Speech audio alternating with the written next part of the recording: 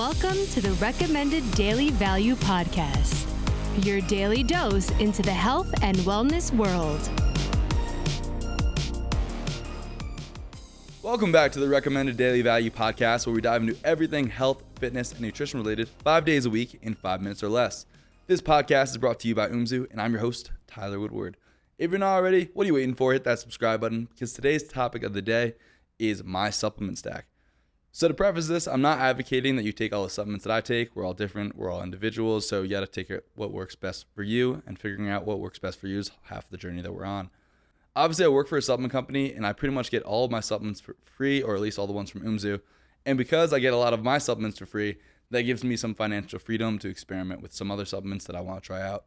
Also, this podcast isn't about me. It's all about providing value to you. So I'll start off by giving you all my bare bone recommendations for what I recommend for the general populace to take. My number one recommendation for everyone to supplement with is magnesium. Magnesium tends to be depleted under stress, and as you're likely aware, we're all exposed to excess stressors today, whether it's from your home life, your workplace, or the environment. Whatever the stress is from, there's a ton of chemicals among other stressors that we are chronically exposed to today, which cumulatively impact our physiology and have very significant effects over time.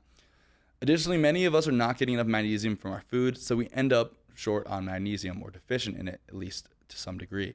So I pretty much religiously take our daily magnesium and also take magnesium bicarbonate water from Crucial 4's magnesium hydroxide. When it comes to magnesium, you want to avoid magnesium citrate or oxide, but pretty much all the other forms are fine, like threonate, taurate, glycinate, malate, etc. Number 2, collagen. If you're not aware, about 50% of the protein in animals is collagenous protein. This includes protein from bones, joints, hair, nails, etc. But very few people today are actually eating these collagenous meats anymore. This includes things like chicken foot noodle soup, organ meats, bone broth, the list goes on. These were all commonplace foods for our not so distant ancestors, but very few people are eating these foods today. As a result, many people are not getting enough of the amino acids that are predominantly found in these collagenous meats like glycine, proline, and hydroxyproline, all of which are extremely beneficial in the body. Number 3 and number 4, vitamin E and vitamin K.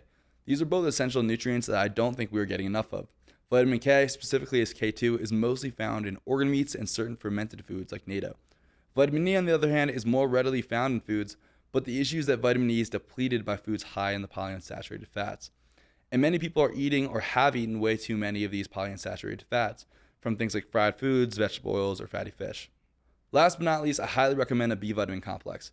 Many people can benefit extremely from some additional B vitamins in their day-to-day routine.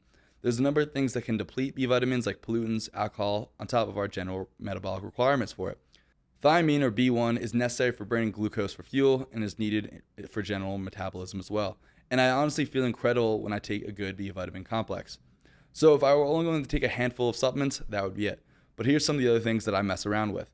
A lot of times I add our bone broth to food when I cook with it. Sometimes I'll take vitamin D at night. On rest days, I'll combine vitamin K with J-Care aspirin for its anti-inflammatory benefits. And recently, I've been messing around with boron, shilajit, and branched-chain amino acids for their potential testosterone-boosting benefits and a little bit their dopamine-boosting benefits. Plus, if you can't tell, I enjoy a lot of coffee and often enjoy our ZBrew and Miracle Morning supplements. That gets me energized and ramped up for the day. So to wrap up our 100th episode, we're doing a giveaway on our Instagram channel where you can win all the Umzu supplements I listed here, plus some more.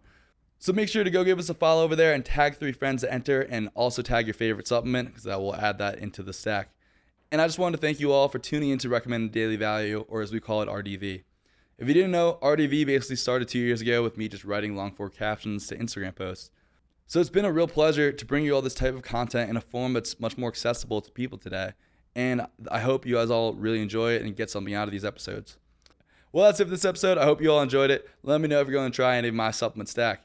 If you enjoyed this episode, make sure to hit that subscribe button and to share it with a friend. Remember, these opinions are my own, based on my own research and experiences, and is not medical advice. Till next time, be good.